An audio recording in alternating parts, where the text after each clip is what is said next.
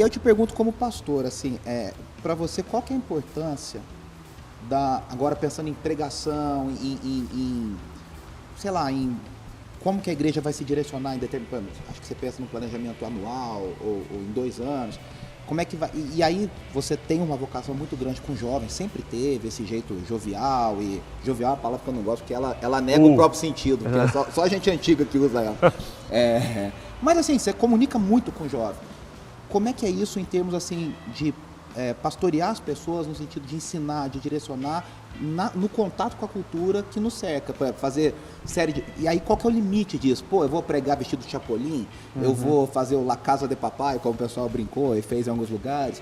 Qual que é o limite para você nisso aí? Como você se pauta nisso aí? Eu uso bastante música e filmes como ilustração, até como ponto de partida das reflexões. Para quem está assistindo. Para mim, partiu do Evangelho, sempre. Eu acho que o Evangelho ele é inegociável, eu não consigo negociar o Evangelho. Acho que esse é um ponto.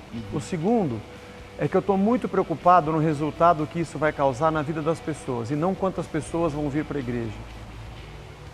Então, se eu estou preocupado em atrair gente, eu vou usar a cultura, música, teatro, me fantasiar do que seja, para que as pessoas venham para a igreja. Para despertar a curiosidade do pessoal. Curiosidade, que tá mas essa não é a minha intenção. Eu sempre digo aqui na igreja, gente, se não der certo, a gente acaba, entendeu? Isso aqui não é o reino de Deus. Eu já vi você falando isso umas 2, 3 vezes aqui. Isso aqui não é o reino de Deus, isso aqui nós somos parte do reino e temos uma proposta. Se ninguém achar que isso é legal, a gente fecha a porta, entrega e vamos viver a vida. Não é nenhuma vitória se tiver muita gente, nenhuma derrota se tiver pouco, é o reino sendo pregado. Não é o seu reino, não é o meu reino, pessoal. Então para mim, eu acho que o Evangelho é inegociável. Eu não consigo, então eu já usei aqui de tudo que você possa imaginar. E o tio não dá porque eles são meio crentes, mas vamos falar ao contrário, Queen, Aerosmith, Roberto Carlos, Titãs. Gostei disso agora, do Roberto eu gostei.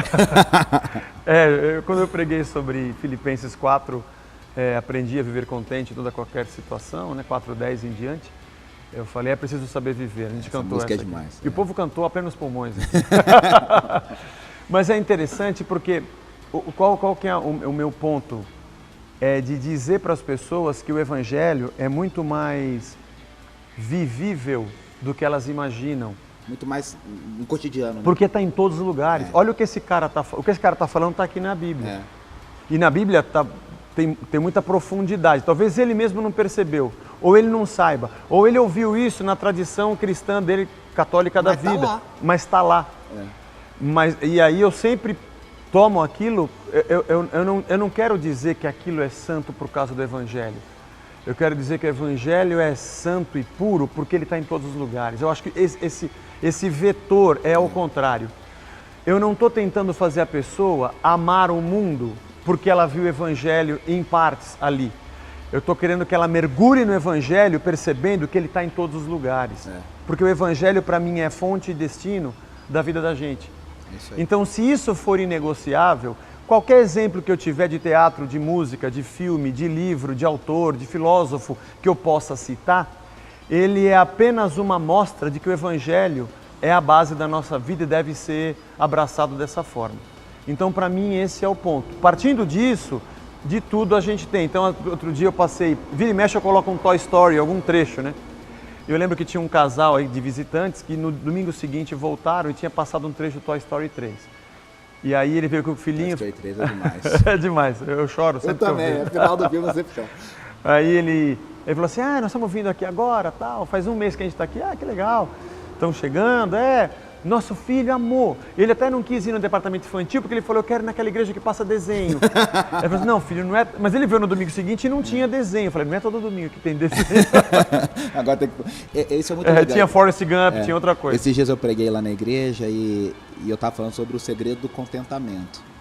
E aí eu dei um exemplo sobre Tio Patinhas.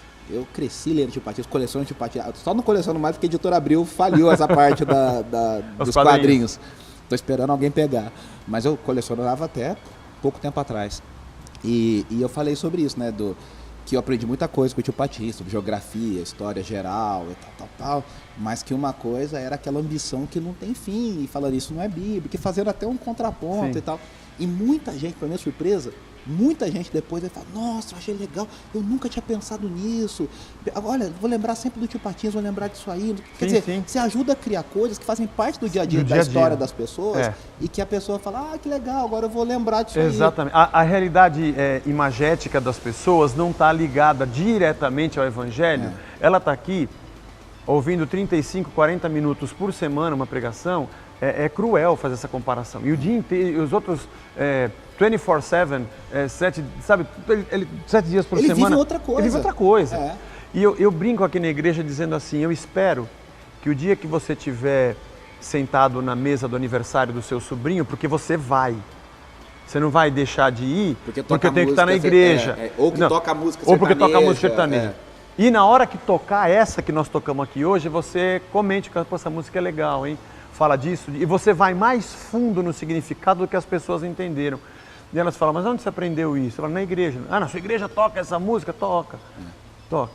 Toca e você saber fazer essa ponte de plausibilidade entre o que é o evangelho e o que é o cotidiano, como uma ferramenta entregue nas mãos das pessoas, porque isso é missão. Eu só consigo me entender como alguém que faz isso qual a motivação que eu tenho para fazer isso? É a missão.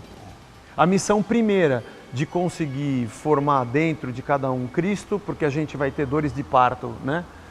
Gálatas 4,19, até ver Cristo formado nas pessoas e instrumentalizar essas pessoas para que elas vivam no cotidiano e encontrem essas pontes natural, sem ter que forçar a barra. Né? Porque já é natural. Porque já é natural. Todo mundo comenta da música. Você viu tal filme? Você viu não sei o quê? É do futebol, enfim, tá na vida das pessoas. Sim. Né? Isso faz parte. E eu acho que pra gente que tá no lado pastoral, ministerial, artístico, isso é um exercício de constante reciclagem. Né? A gente não pode parar, não pode ficar preso numa... A gente tem que saber de tudo. Isso é uma das coisas que eu gosto muito no Saião. A gente estava falando dele. Para quem não sabe, eu trabalho junto com o pastor Luiz Saião. O Zé Bruno estava conversando sobre isso. E o cara sempre faz referência. Pô, sabe o grego, sabe o hebraico, principalmente. Manja muito.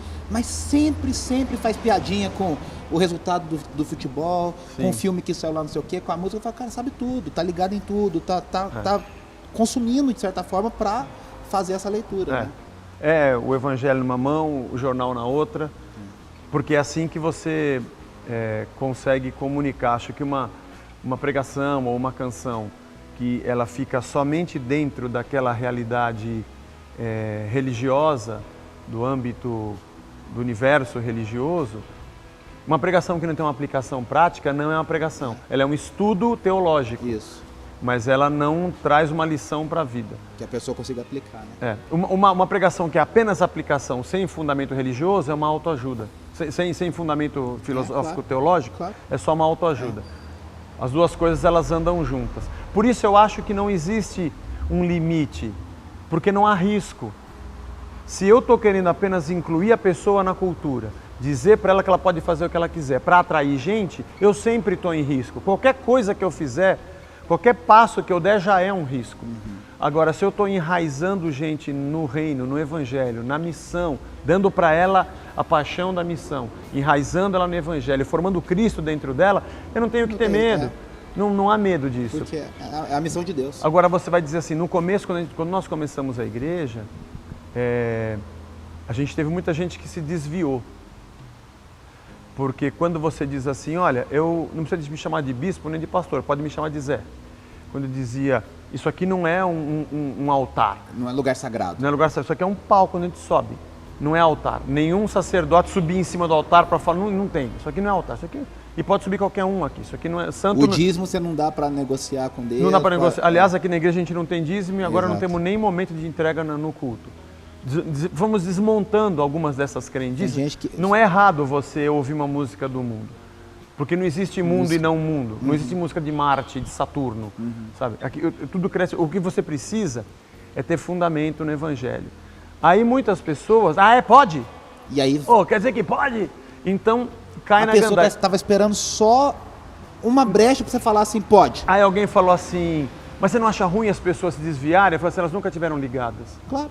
Ela só estava aqui porque alguém dizia para ela que se ela fizesse, ela ia perder alguma coisa. Dentro dela, ela já tinha pecado. ou pecado, não tem nada a ver com isso, cada um faz o que quiser, mas dentro dela ela já não tinha essa ligação. A transformação interna de estar ligado na videira, de estar ligado no corpo de Cristo, uma coisa Porque verdadeira. quem está ligado na videira, quem ama Cristo, quem ama Deus, se você disser para ele pode, ele vai dizer, e daí que pode? Se eu estiver lá, é porque eu vou ser luz e sal ali, mas aquilo não me atrai. A música ali não me atrai, o clima lá de fora não me atrai, trabalhar na noite não me atrai, não é isso que me atrai, o que me atrai é o reino de Deus. Eu sei que eu posso, e às vezes eu até vou, mas se eu vou eu tenho um motivo. É a transformação de dentro para fora. De dentro para fora, não de fora para dentro.